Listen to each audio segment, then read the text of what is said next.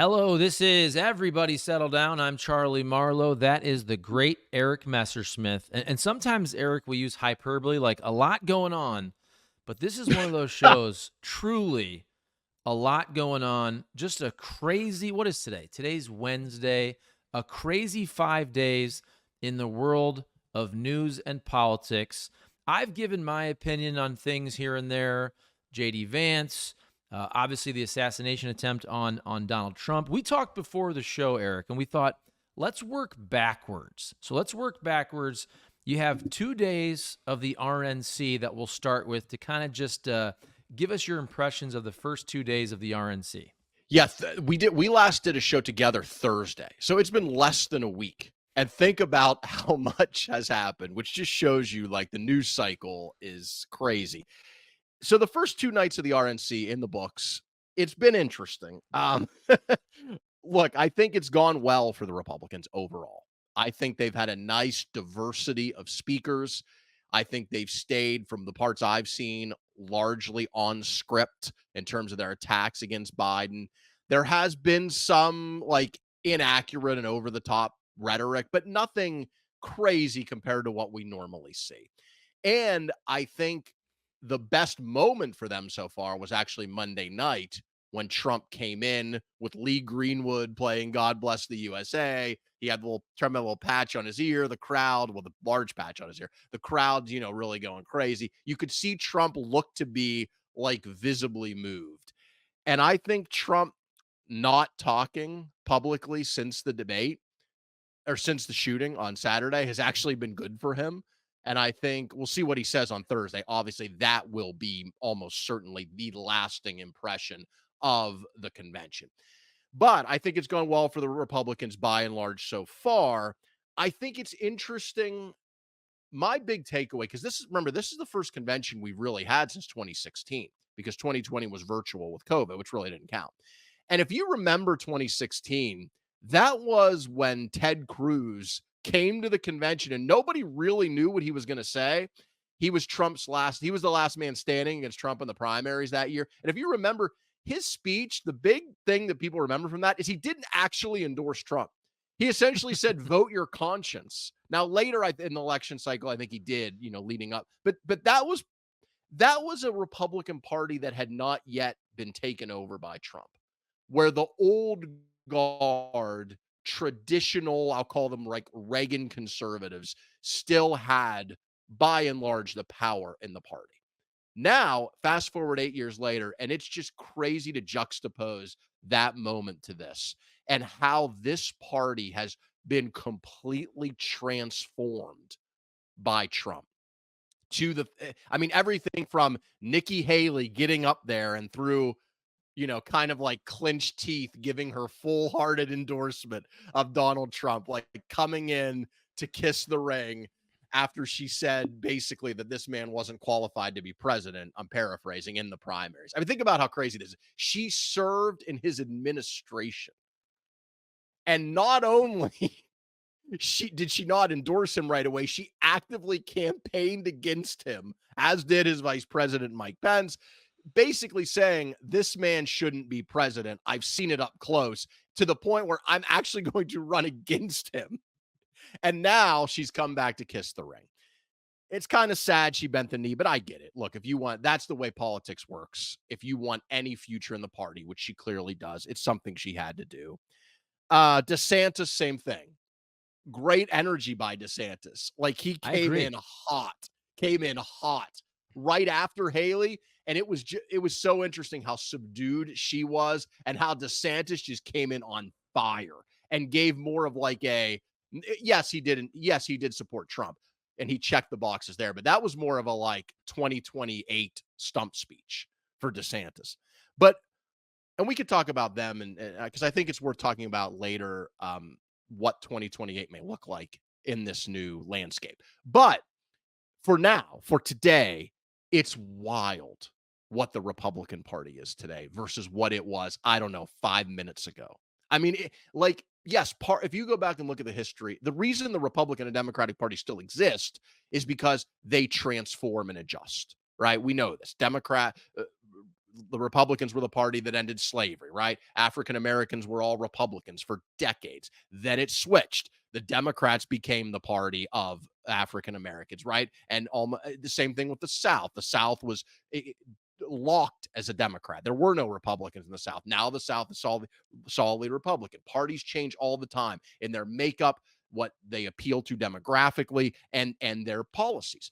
But what makes this change remarkable is how fast it has happened and how profound it has been. And look, I think some of that is positive. I think it's positive that Republicans have softened their language on something like marriage, which, I mean, come on, we're in 2024 now. Most people agree gay marriage is here to stay. I think it's smart on something like abortion to moderate their policy, to say, hey, let's leave it to the states.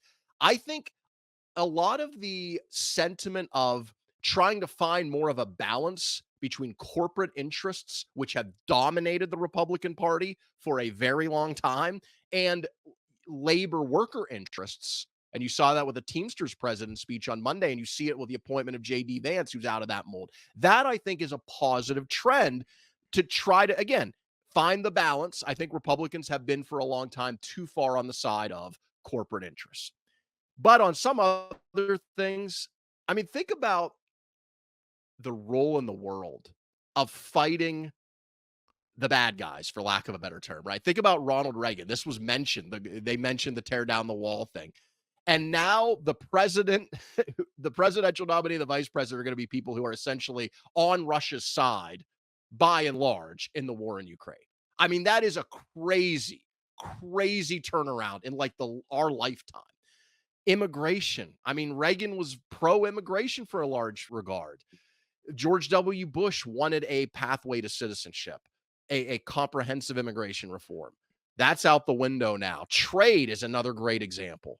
Republicans have always been, I think, probably too far on the side of free trade. But now Trump wants to do a 10% across the board tariff. That's something that would have never, first of all, it's a terrible idea on the merits. But secondly, that's something that never would have played in the Republican Party like 10 minutes ago. So I just think that the takeaway from the first 2 days, more than any speech or anything we heard anyone say, is just, it's crazy how, love him or hate him, you cannot deny the impact this man has had, Donald Trump, in changing a political party, in bending the party to his will in a pretty short period of time. It's really remarkable. Yeah, I think what's interesting is, look, I don't think that Donald Trump is this guy who is really set in his ways. And I say that because, look, we all know he was a Democrat for most of his life. I think he would have run as a Democrat if it was easier in 2016. The line was shorter in 2016 on the Republican side. So some of these issues where typical conservatives, Republicans are very kind of hard-pressed to move, I just think, look, Donald Trump is a true populist. He wants to win. All he cares about is winning the election. And then if you win, okay, you can have all these conservative policies and all this, but like I've seen some blowback mostly on social media, which I don't put a lot of stock into, but like you have the Teamsters guy up there, you have Amber Rose, and some people are complaining about that. I'm like, that's smart. That is so smart. If you can pick away at a couple percentage points, more workers, I mean, just the fact that the president of the Teamsters is speaking at the Republican National Convention is such a win for Donald Trump and the Republicans. And somebody like Amber Rose, who maybe doesn't typically look like your normal Republican, she says, look, I was brainwashed, basically. I was told Donald Trump is terrible and all these things. I changed my mind. I mean, that's a pretty powerful message. And then, so I'm just giving you kind of my take on the first couple of days. And I watched a good amount of both of them. I thought the Teamsters president, I forgot his name, but his speech was really, really good. And then yesterday, I didn't watch off the bat. So I didn't see Vivek. I didn't really see Nikki Haley. I've seen some clips on social media, but I did see a huge part of DeSantis. And I'm like, where was this DeSantis on the campaign trail? This was the best version of DeSantis that I've seen. I'm like, this is a guy that actually would inspire some people. I don't know why that version of Ronnie D didn't come out in the campaign. And then, so the other part about last night, by the way, and I'm not somebody who really watches cable news really at all, except for around big events, big breaking news. So like I knew of is it Lara or Lara Trump? Lara, right? It's Lara. Laura, I believe. Yeah. Lara. Okay. So I knew of her, obviously being Eric's wife, and I knew she was doing some stuff with Fox News, and I knew she's the co-chair of the RNC. She was really impressive. When I watched her speech, I was like, and again, like Republicans or not, vote for them or not, but I'm saying like she came across as somebody to me that could be president one day. That's how impressed I was just with her composure, and it doesn't hurt to be very good looking. She just had a really good way about her, really good speaker. I was impressed by her. And then also, so if you look at the way the Republicans are doing this with kind of make America wealthy again, and then last night was make America safe again. I believe that was the way they were positing it. Look, the normal folks talking. You had the family of the victim of the woman who was raped and murdered by an illegal immigrant. And I'm sorry, I don't remember the names of all these folks. I should. And then you had the mother of the teenage boy who died of a fentanyl overdose. And again, take politics out of it. I mean, these are real stories from real people impacted by the negative, and there's a lot of, the negatives of illegal immigration. And I've said for a long time, this is the Republicans' best issue. This is the Democrats' worst issue. And if you're sitting at home and you're watching this, doesn't matter what your political party is, it is hard not to have your heartstrings pulled by those real stories from real people who lost loved ones because of illegal immigration. Yeah, I think the thing they did well in the first two nights is they gave people who maybe were on the fence a reason to come over by who was speaking and what they were saying. And I think humanizing Trump with Laura and also Sarah Huckabee Sanders, the governor of Arkansas, who was, of course, Trump's press secretary. She was good in particular at talking about that moment where there was the pushback to her and some of the personal insults about her appearance and what Trump said to her in that moment. Yeah. Like that really was effective. And then I think, as you said, having a diversity of people, having a lot of women, having some African-American women, Amber Rose, the other woman who spoke on Tuesday night, that really gives kind of a permission structure maybe for some people to vote for Trump who don't love everything about him. And I think that is really what you're trying to do at this point. It makes sense. And it piggybacks on, as I've said, love him or hate him, the effectiveness of what Trump has done to try to rebrand the Republican Party, particularly on issues like abortion. By the way, he's changed the party platform, going back, leaving it to the states. It really is smart the way he's tried to distance himself from Project 2025. Like, even though it was made in large part by people who served in his first administration and or will serve in his second. Like, I don't know anything about that. I disavow that. That stuff's too extreme for me. Again, I'm not judging necessarily the merits of how true or untrue these things are. I'm just saying they are smart politically because, as Trump has said in the debate with Biden, you have to win. And if you want to govern, you have to win. And so I think this has been a continuation of what I think has been for Trump. Take aside the assassination attempt, I think a pretty effective last 3 or 4 weeks politically in framing it and then presenting the package you want to present on your terms to the American people. I mean, look, immigrants commit fewer crimes than native-born people. Like, inflation is way down to the point where the Fed's going to start cutting interest rates. Crime has fallen dramatically. Largest one-year drop in homicides we've seen last year, down even further this year. So there are arguments against these things, right?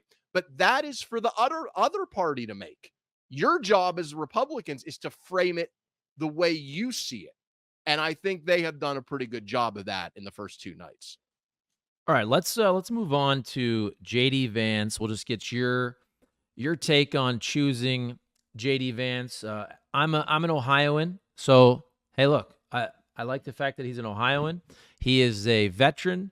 He's young. He's 39. I do think it's kind of funny that the jokes out there on social media that these boomers that have ruled everything for like 40 years. It is pretty funny that the boomers they jumped right over the, what is it? Generation X is like 55-year-olds, and they go right to millennials. And Hey, it hey, is hey. Whoa, whoa, wait, whoa. I'm Generation X. It are ended in you? like the early 80s. Yeah, I was born in 79. So I'm at the end of Generation X. Okay. I So yeah, consider they you skipped us. though. They skipped us. Well, that's what I'm saying, because I feel like you and I are more alike. I'm 42. But I just okay, so when I think of Generation X, though, I think of like not just WWE, Generation X doing the crotch chop, but I think of like a 55-year-old. Anyway, that's neither here nor there. But I Hey, like the fact that I'm getting very close to that. So yes, I like the fact that JD Vance is young. I do think he has a way about him that appeals to the working class voters. Ohio's not a state that Republicans need, but maybe you put him out there in Michigan and Wisconsin, Pennsylvania, he can do some good work there. Now, obviously, it's been told before, but like he didn't like Trump at all in 2016. He called him cultural heroin. He did what he texted his buddy and said he could be America's Hitler, which, by the way, and we can get into this, but I find that part of it hilarious when the right is now blaming rhetoric for the assassination attempt on Trump, which is horrible. We'd all agree. But also like the VP, the guy that you just put in to be vice president of Trump, literally himself said he could be America's Hitler. So stop. right. Just Right. stop. And all these people said these things 8 years ago. They said, "Oh, we're going to lose the party and when we'll deserve it." Lindsey Graham, all these people bent the knee. Anyway, we can get back to that part of it. But what do you think of JD Vance? Well, look, I think he's very smart. Obviously, he's got a great background and a great story. He wrote the incredibly successful book Hillbilly Elegy that was turned into a movie. He went to Yale Law School, served in the Marines. Great backstory. He's very articulate, and he has a way of maybe being the translator between the MAGA movement and explaining it better than maybe other people can, including even Trump himself. So there is some things to certainly like about it from an electoral standpoint. As you said, I mean, Ohio is a solid red state anyway. I don't think Vance gives you much that you don't already have. I mean, the white working class voters, especially without a college education, are already so overwhelmingly Trump that, yeah, I guess could you run up the margins even more with them? Maybe, but you've already got a huge majority of those kind of voters. So I don't think electorally this pick makes a lot of sense. I think Rubio or Tim Scott, or I suggested Nikki Haley, even though I knew it was not going to happen, though those would have been far better picks for the election. But I think this was not a pick for the next 4 months. I think this is a pick of someone who's confident they're going to win. And I think this is a legacy pick for Trump. I don't think he picked this Vance to campaign with or to try to help him win the election. I think he picked him to help him govern because they're compatible there. But I think even more than that, this was Trump choosing his heir apparent. And that, if you remember last week, I predicted Vance would be the pick. And the reason was because since he's run for office, and you have to make that distinction because, as you pointed out, if you go back to 2016, when he was on the book tour for Hillbilly Elegy, and he was seen as like the whisperer of the disaffected Midwestern white working class guy, right? He said things way worse about Trump than most Democrats have ever said. But the Vance of 2022, when he was running for Senate in Ohio, and then, of course, won that election and up to the present day, is someone who naturally speaks the language of MAGA. The populism of the right, when you listen to like Rubio or Doug Burgum or some of these other people, they've kind of learned how to say it, but it almost seems like they're speaking a second language. Like it's not their native tongue. You know what I mean? With Vance, it is. Like he just embodies that. And again, is that what he's always believed his whole life? Probably not. Is there some opportunism in that? Some political ambition? Sure. But regardless of how he got there, that's who he has been. And it just is natural with him. And so I think Trump looked at him and said, you know what? I'm going to win this election anyway, no matter who I pick. And I want someone who can carry on these policies. Because as I've talked about, the transformation of the Republican Party into the Trump party is complete at the moment. But a large part of that is because Trump is there and everyone is scared of him, right? They don't want to challenge him. He knows when he goes away, there's a threat that the old guard will come back and take the party back over again. And so I think putting Vance in this elevated position helps Trump ensure that the Republican Party will be the MAGA party in the future, even after Trump himself is gone. Yeah, and by the way, I don't think that VPs really have that big of an impact. I don't think Vance does in terms of getting new voters on the Republican side. Now, look, with the old switcheroo, which we'll still talk about here at the end, I think for the Democrats, look, I mean, Joe Biden is so old. So you're looking at, okay, who's really running the show? It's even fair to discuss, will Joe Biden make it? And I'm talking about, seriously, will he be alive through 2028? Like, that's a fair thing to discuss. So Absolutely. for Biden, the VP is much more important. I don't think any, now, again, I was about to say, I don't think anybody thinks Trump is going to die. He was literally shot at 5 days ago. But I mean, from a health standpoint, whereas, look, Biden looks, sounds, and appears very, very old. And obviously, look, if the switcheroo happens, then everything is interesting on the Democrat side with the VP choice. Okay, so before we get to the assassination, and this is obviously also it incorporates the assassination attempt. Are you surprised at Donald Trump basically not getting a big polling bump off of the assassination attempt? Now, he got a huge bump in the election betting odds on that Saturday night. Right now, let me refresh it just so we have it. Right now, Trump's at 66.5% to win the election. Biden's at 18.2%. Kamala Harris is basically at 9%. So Trump with a huge lead, but if you basically look at who the Democrat will be, it's kind of like 2/3, 1/3. Yeah. Right there. And Charlie, Trump was at about 58%, give or take, Saturday before the shooting. Okay. So about a 10 point, whatever it is, 10.8 point jump. Right now, Real Clear Politics average 2.5, plus 2.5 for Trump.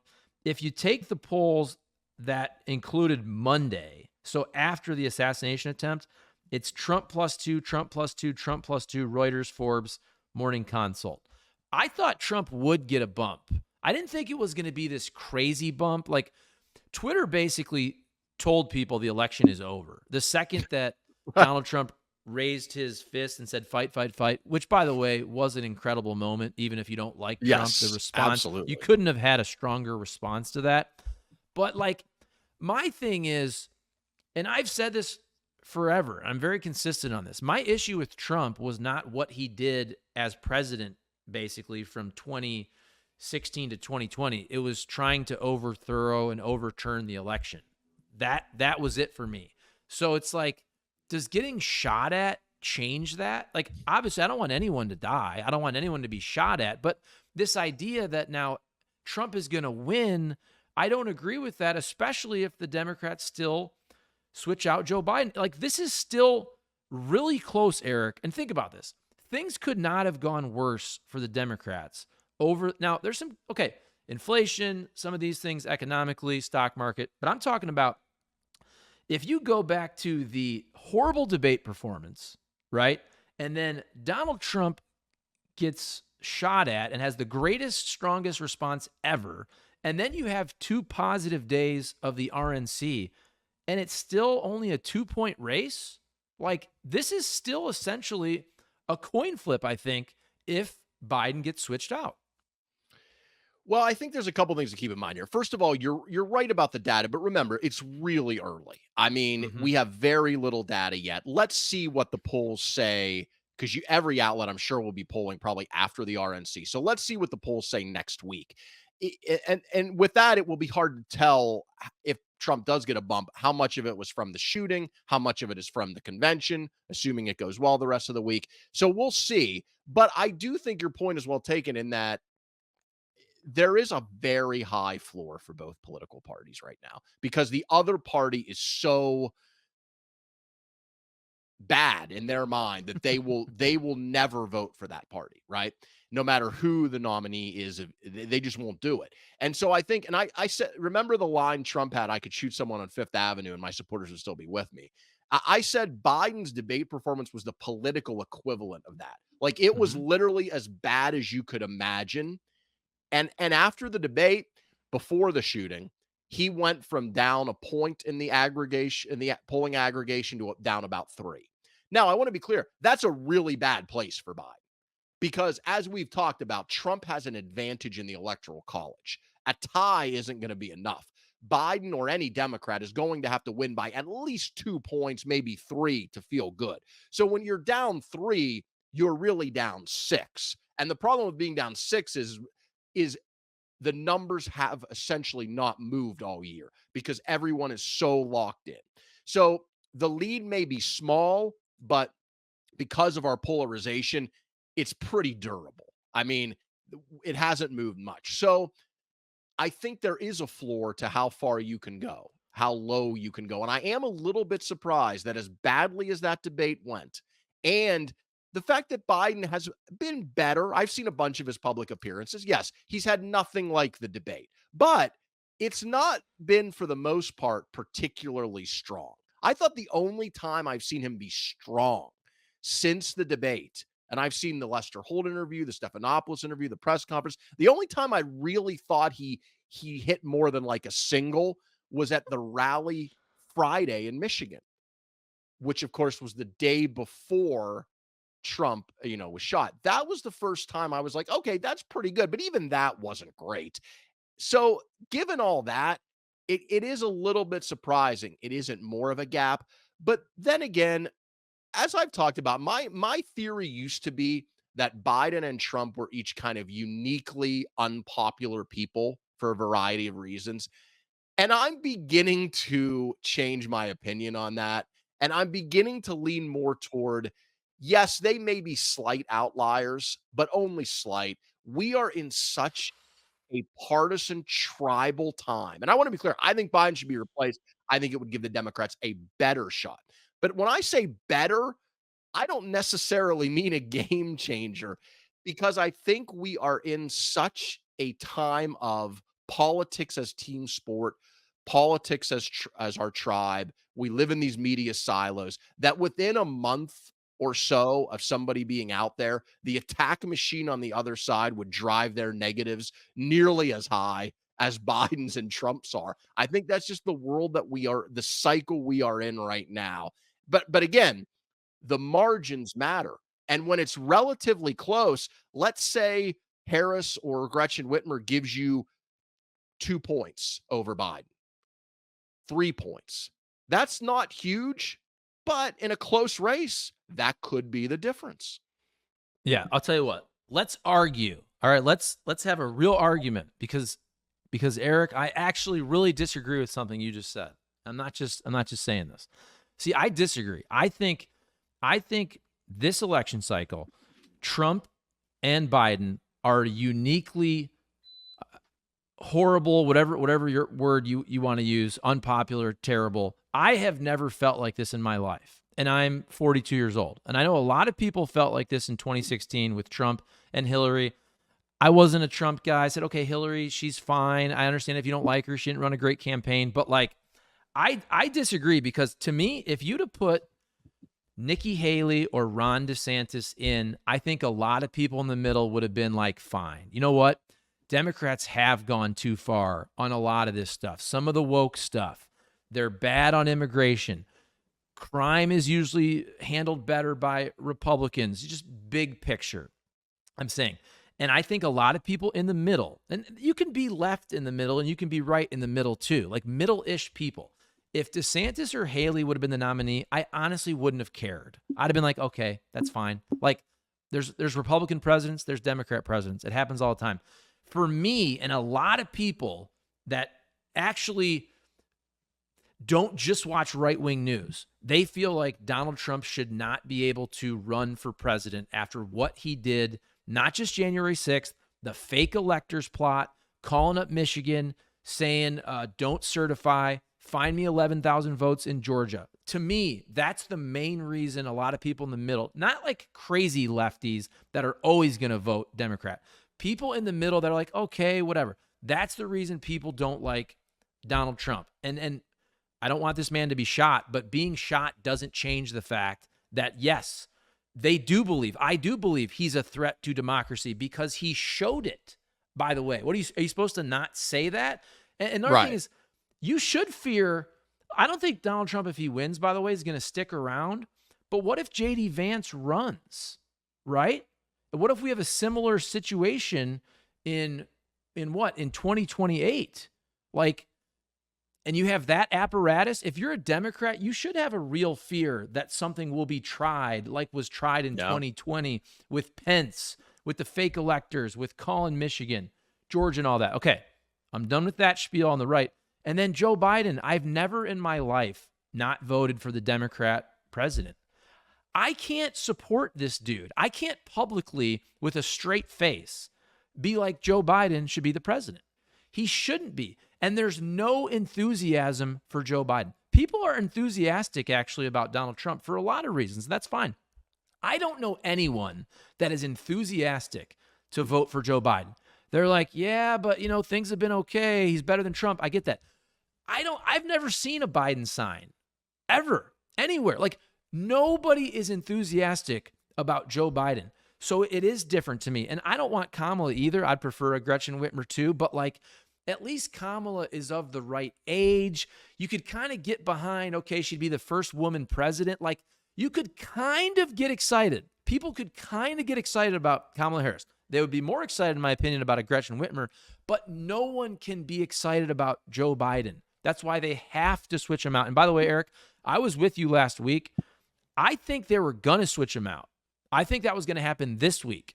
I think the assassination attempt changed everything. You got to let the world cool off. You got the RNC. Let them do their thing. I think next week this is going to come back, and I think it's going to come back strong. I don't think it's one last push. It might be the final push because it needs to happen. Yeah, I totally agree with you. Look, I don't disagree with a lot of what you said. We've been clear about not loving the choice, to say the least, for these two guys. And I've totally said they both have very, very substantial flaws. My point is, subbing someone out for either of them, I don't think would guarantee this landslide victory that a lot of people think. Now, there are exceptions to that. But my point is that the exceptions kind of prove the rule. Like Nikki Haley is a great example. I do think Nikki Haley would win probably in a landslide, but she couldn't get the Republican nomination. Right. And I think that's true if Trump is in the race. I think it's true if Trump is not in the race. I think it's going to be true, unfortunately, for her in 2028 as well. I don't think this Republican Party would nominate her. So I want to be clear. What I mean is there someone you could imagine throwing in for either Biden or Trump who would completely upend the race? Yes. But what I'm saying is the realistic universe of people that the parties would actually nominate to replace them leaves you generally, I think, where you are now.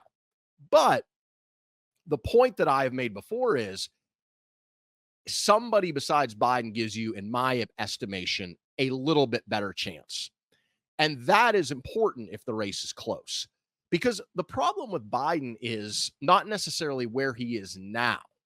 As you and I have discussed, he's losing. He's behind. He's not likely to win, but it's relatively close. The problem is, and this is the argument I think Democrats just really struggle with, it's a projection argument with Biden. It's what will he be able to do, or in his case, not be able to do over the next 3.5 months to close that gap. And if you subbed someone else in for him, that person would give you the upside. Yeah, they may fall flat on their face. They may not be ready for it. They may just struggle. Lots of people who are very smart and very qualified struggle the first time they run for president. That has a particularly high chance of happening, I think, when you throw them in with 3.5 months to go and say, okay, now you're the candidate, make it happen. There's a decent chance they might not be able to do it or execute it well, but at least they have that upside that they could. And that's the problem with Biden in my mind. It's not where he is today. It's that I don't think he has the upside, not just based on the debate, but based on how I've seen him over the last 2.5 weeks. Again, he's been way better than he was at the debate, but he hasn't been able to effectively make the case of, here is what Donald Trump wants to do on taxes. Here is what I want to do. Here's what Donald Trump wants to do on inflation in terms of the tariffs. Why is that such a bad idea? Here is, explain these things to the American people. Like, I know with these two men in particular and everything that's happened, including the assassination attempt, issues get pushed to the background. And I understand that. That makes sense when big events happen. When you have a debate like that, you're going to talk about his mental acuity. When you have an assassination attempt, you're going to talk about that. Those things are important and they should be talked about. But as you get closer to the election, people, believe it or not, still actually care about what are the issues and what is each candidate going to do. And that is where Biden has not shown me that he has the ability to break it down and explain to people why his policies in a second term would be better than Donald Trump's. Another candidate, there's no guarantee they could do that, but I think they would at least give you the chance. Okay. So here's where I think it's different, though.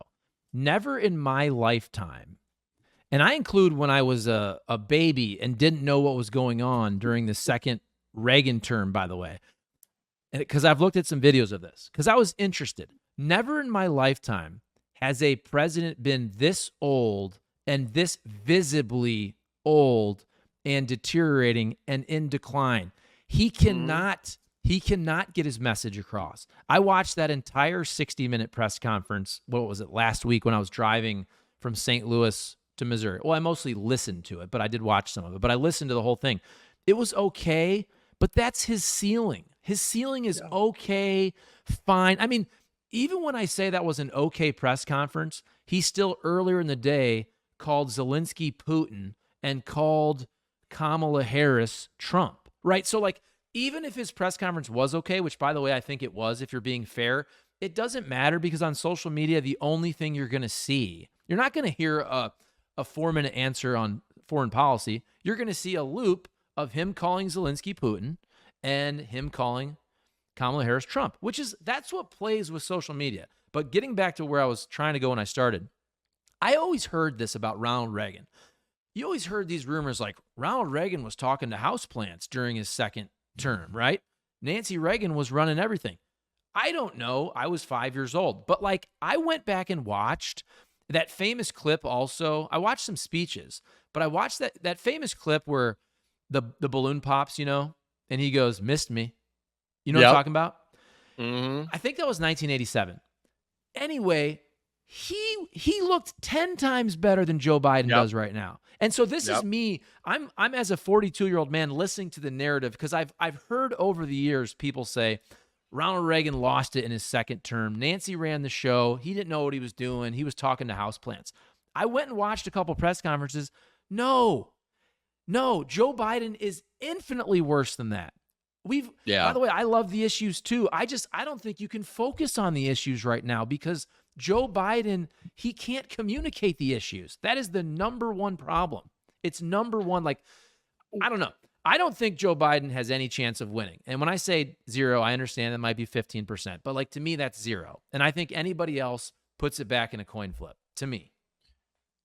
I think, I guess maybe our slight disagreement is I think the odds are closer between Biden and someone else. I think Biden's odds are about 25%. And the reason I say that is not because I have a lot of confidence in Biden, I have very little, but because of the fact Trump is still so unpopular. And also there are surprises, events we can't foresee. Maybe there's an October surprise. Maybe there's another Access Hollywood type event. Maybe Biden has a great night on the second debate and he brings that like State of the Union energy. I doubt it, but you never know. So my point is I give Biden about 25%. I give a generic Democrat about 40% to start. So there is a gap there, but I don't think it's like, oh, you put someone else in and now you're the favorite. I don't think that's true because there's so much unknown with throwing someone in the deep end who's never run for president before. I mean, it's important to remember good politicians sometimes really struggle in their first presidential run. People who later go on to be president. Biden flamed out twice in presidential runs. Hillary didn't win her first time. There's example after example. George H.W. Bush, Ronald Reagan himself, who you mentioned. There's something to that goes beyond just, are you a decent speaker? Do you have a command of the issues? Like, it's there are no practice reps for that, right? You're either the candidate or you're not.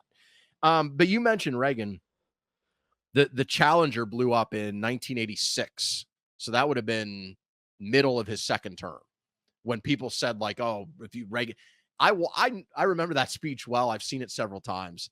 That was incredible. Now, that was off a prompter in the Oval Office, but you watch like Joe Biden's Sunday night speech from the address from the Oval Office talking about the assassination and how we need to lower the rhetoric, the assassination attempt, which was, again, okay.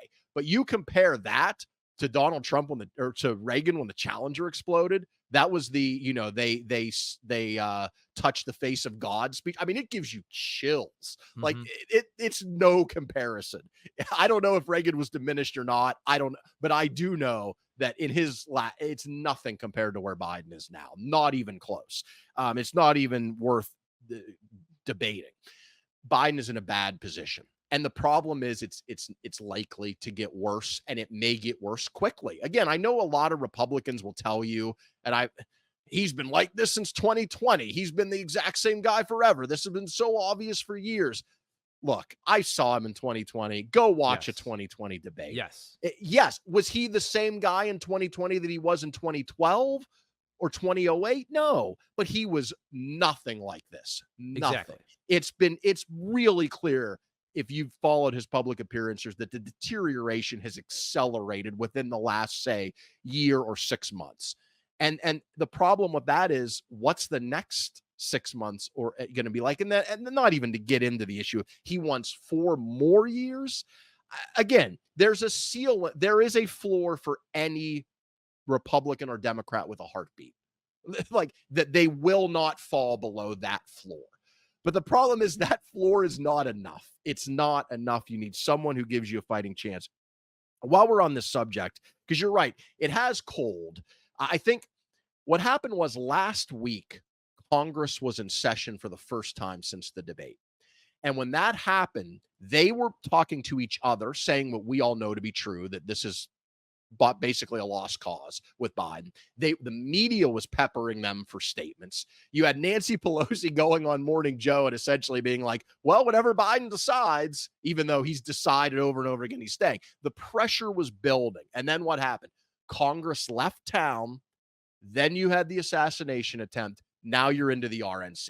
So it's given Biden a break, and it's really improved his odds, to be frank, of hanging in there. The strategy of getting him out there enough, being good enough, even though it's not great, biding your time, it's working. It's working. And I would say it's more likely than not that it will work, but I don't think it's over yet. Next week, Congress comes back. The polling is going to be key.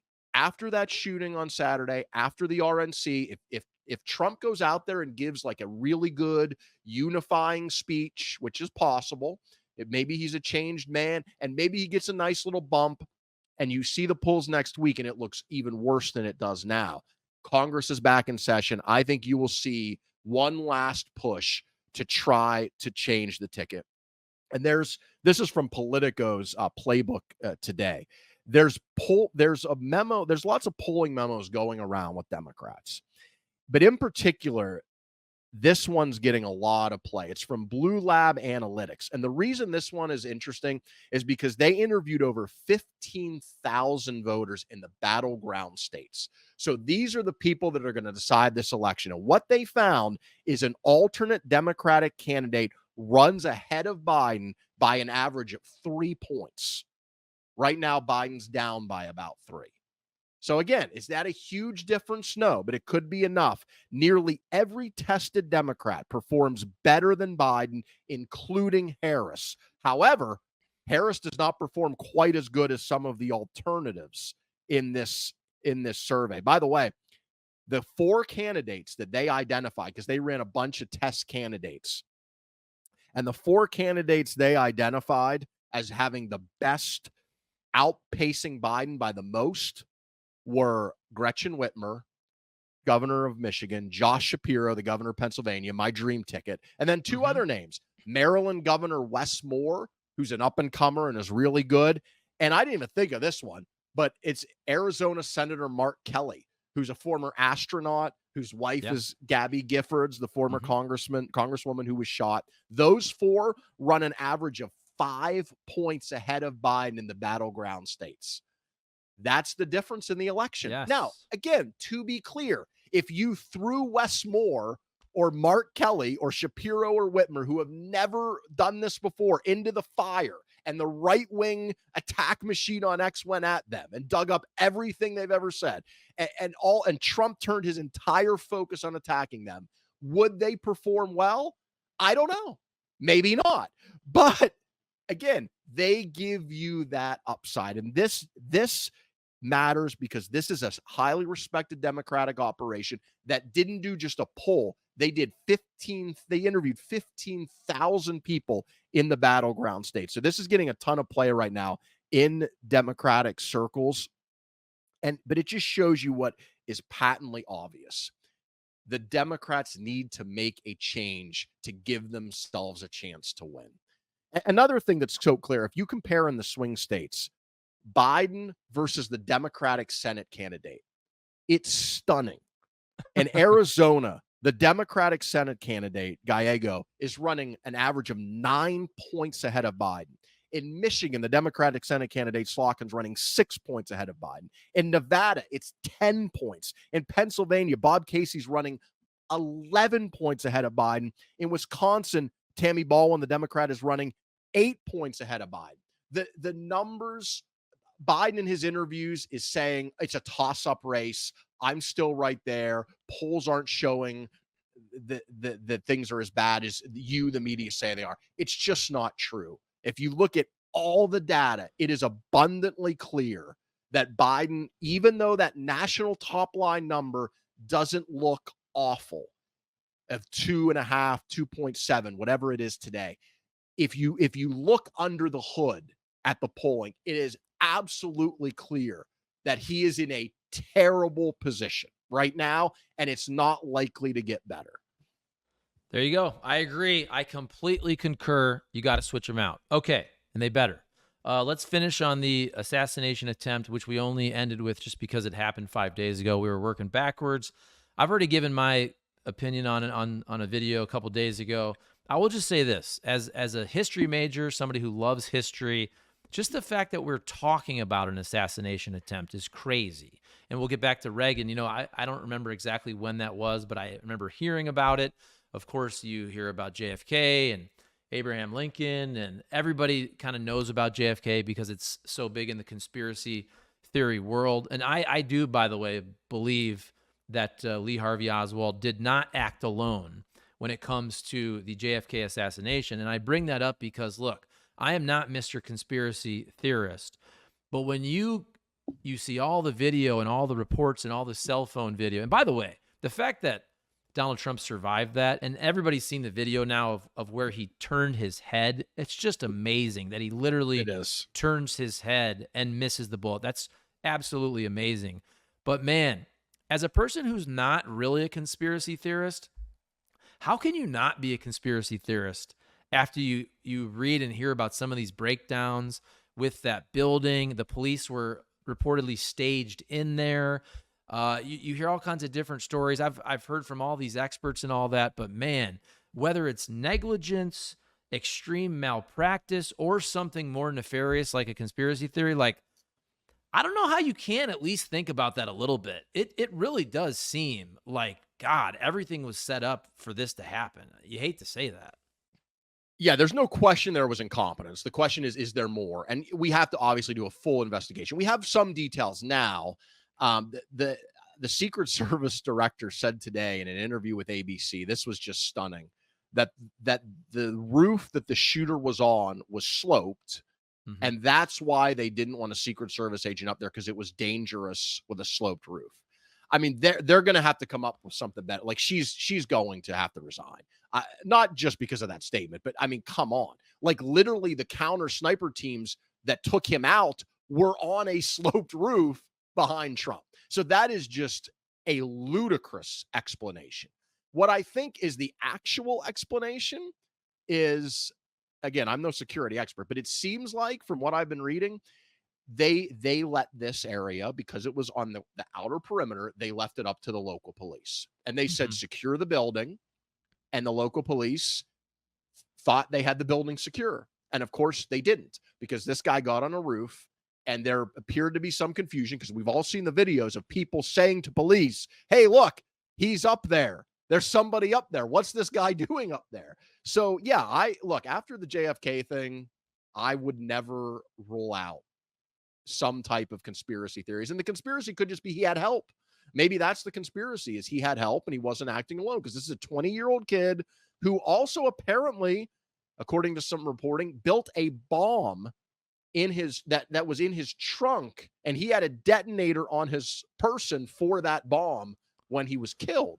Yeah, look, could a 20-year-old build a bomb and execute this plan all by himself? Yeah, it's possible, but I'd like to know if he had any help, or anyone was behind the scenes working with him. And we need to get to the bottom of all of this, because from a security perspective, obviously that was a almost tragic failure, and it's amazing that Trump was able to survive it. In terms of what it means, the name of this podcast is Everybody Settle Down. And I was talking to somebody and I literally used that phrase. And part of this, like, obviously when I thought of that name, I wasn't expecting an assassination attempt on the president. But what I was saying, what I do think the reason that I wanted to call it that is because that is kind of one of my general senses of where we are right now, or general critiques of where we are, is we have gotten so extreme. You mentioned with the history element, this is not new in American history. Polarization is not new. Assassination attempts are not new.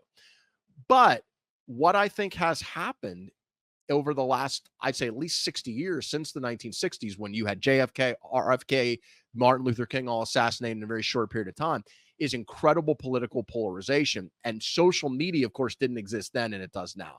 And that is driving a lot of this. Again, I'm not saying necessarily this particular shooter, because so far they haven't been able to find much of a social media imprint from him. So I'm not talking about necessarily him specifically. What I'm saying, because who knows what his motivations are. Maybe he just had a mental illness. Maybe he had a bad day. Who knows? But the moment we are in is dangerous.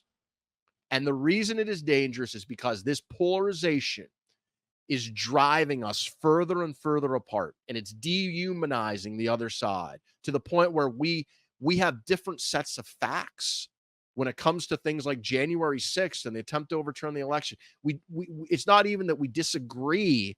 It's now we have different almost worlds that we live in.